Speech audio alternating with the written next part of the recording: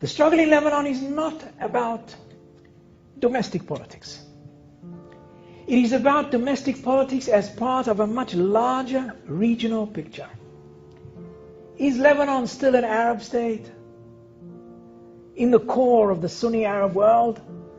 Or is Lebanon being sucked into the Iranian Shiite sphere of influence? We, like the Saudis, the Egyptians and the Jordanians, want to keep Lebanon part of the Arab world.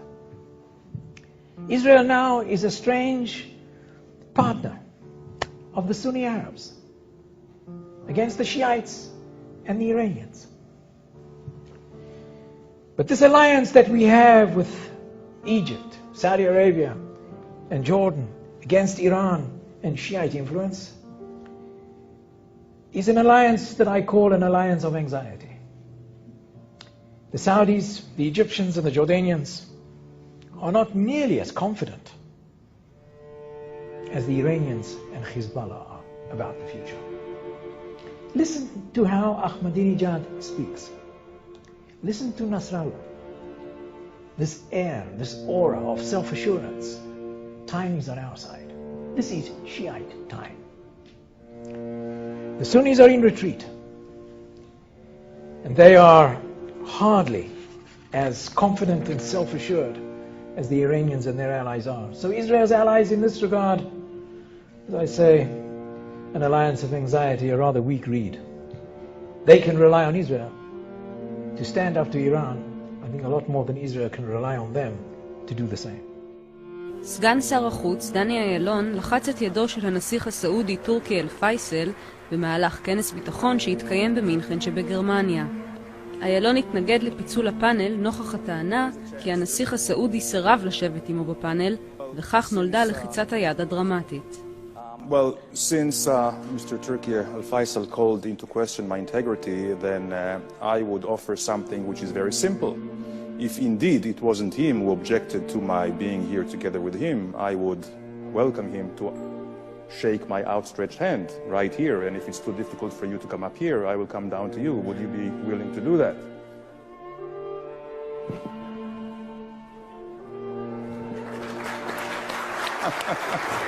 Very good.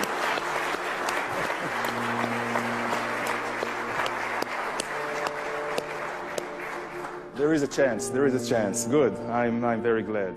מהי עמדתכם באשר לסעודיה? האם היחסים שלכם עם סעודיה השתפרו, והאם יש שיתוף פעולה בין המדינות? יש לנו הרבה אינטרסים משותפים שאנחנו יכולים לקדם אותם בכלכלה, במדיניות, בתפיסות אזוריות. אני גם מאמין שסעודיה רואה כמונו שיש סכנה גדולה מאוד מהתפשטות הטרור על ידי גורמים קיצוניים.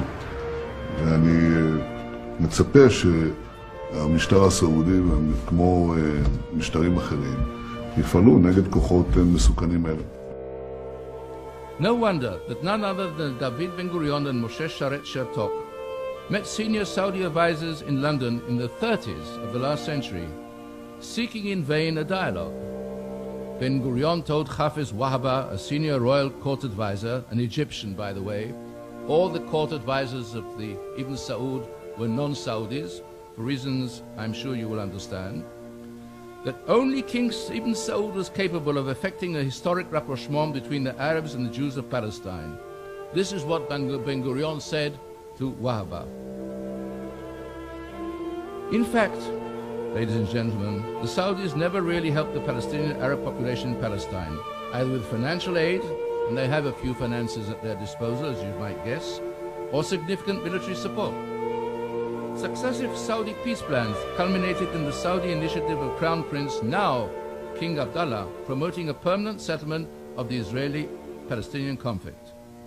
And may I remind you that the original Saudi plan made no mention at all of the Arab refugee issue. I wonder why. This was realpolitik in its purest form. Less than a month ago, Prince Salman, the Crown Prince of Saudi Arabia, stated publicly that the policy of the realm in the Middle East could be summed up in two words: security and stability. Security within, and stability without.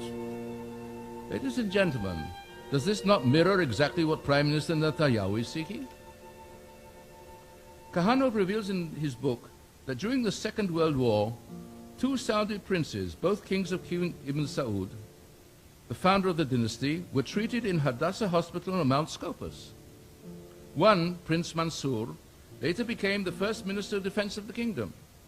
The second wrote a glowing letter of thanks to the hospital on Royal House official news notepaper, praising the treatment he received from the doctors and nurses at the time.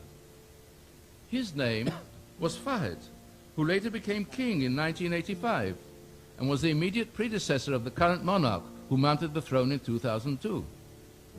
Now, none of these two medical patients could have gone to Hadassah without the express approval of Ibn Saud. There are numerous items in the book proving that the Saudis never supported the Palestinian cause with money or arms. Ibn Saud viewed the Palestinian national movements as potential threats to stability in the region. And King Abdallah of today now seeks a swift end to the Palestinian problem as he accepts Israel's legitimacy.